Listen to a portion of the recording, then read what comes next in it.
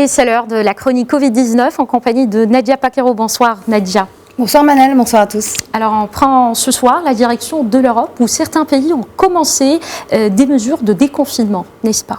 Oui Manel, et c'est le cas au Danemark, où il y a une semaine déjà, les autorités ont décidé de rouvrir les écoles et les crèches. Hier, c'était au tour des petites entreprises danoises de rouvrir leurs portes au public, les salons de coiffure par exemple, mais aussi les dentistes. Les collèges, lycées, restaurants et bars devraient pour leur part rouvrir le 11 mai.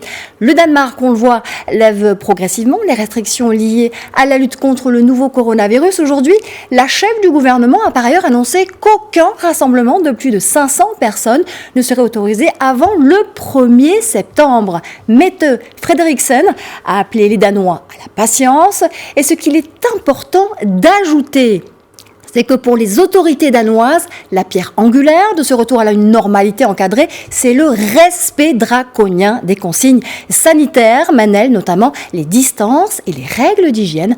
Un retour à un semblant de normalité que le royaume scandinave peut se permettre, car il faut le dire, le pays est relativement épargné par l'épidémie de coronavirus, avec plus de 7000 cas déclarés et 370 décès.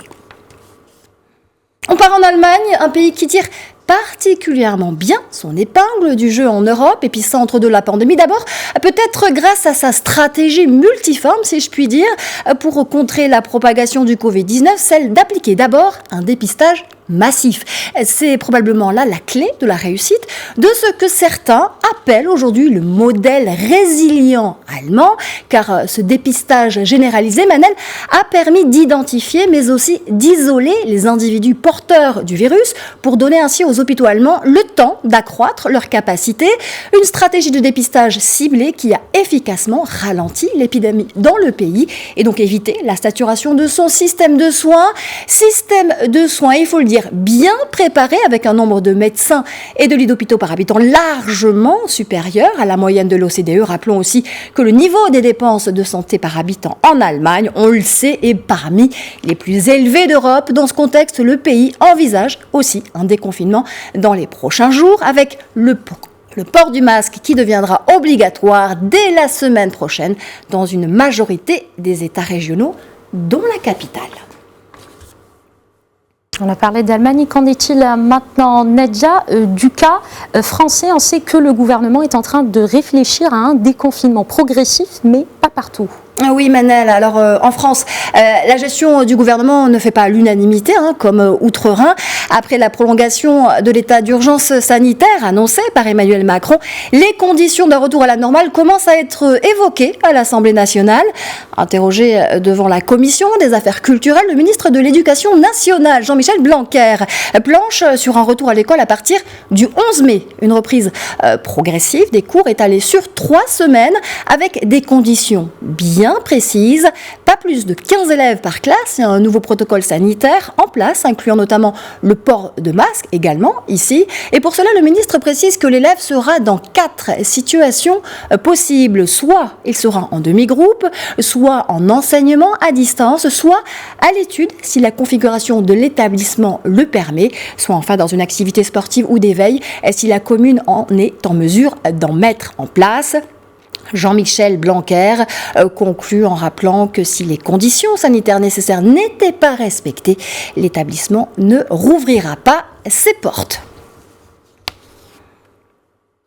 L'Italie, à présent, vous le savez, est le pays d'Europe le plus touché, Manel, par la pandémie. Le Covid-19 y a fait plus de 24 000 morts, un bilan macabre qui fait plonger celui de l'économie. De nombreux secteurs demandent de l'aide à l'État dans ce contexte et c'est le cas de celui du livre qui évoque sa pire crise depuis l'après-guerre. Les librairies ont en effet perdu durant ce mois de mars, écoutez bien, près de 25 millions d'euros de chiffre d'affaires.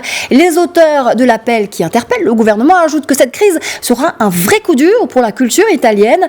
Dans ce contexte, Giuseppe Conte évoque les difficultés liées à la phase 2 de redémarrage du pays et annonce qu'il détaillera avant la fin de cette semaine des mesures pour assouplir les restrictions et faire redémarrer l'économie. En Espagne, cette fois, 3e pays le plus endeuillé du monde par la pandémie, derrière les États-Unis et l'Italie, devrait pour sa part prolonger l'état d'urgence sanitaire jusqu'au 9 mai. inclus. Mais en tentant néanmoins de l'alléger, le pays est soumis à un confinement extrêmement strict depuis le 14 mars. À partir du 27 avril, les enfants de moins de 14 ans seront autorisés à sortir, mais uniquement accompagnés d'un adulte au supermarché, à la pharmacie ou à la banque. Un assouplissement annoncé samedi par Pedro Sanchez, en attendant que l'exécutif en précise les conditions. Rappelons qu'actuellement, seuls les adultes peuvent sortir en Espagne pour aller travailler, faire des courses ou encore se faire soigner. S'ils pourront sortir de chez eux à partir de lundi, les enfants espagnols continueront d'être soumis à des règles bien plus strictes, Manel, que dans d'autres pays européens. Merci beaucoup Nadia Paquero pour toutes ces informations.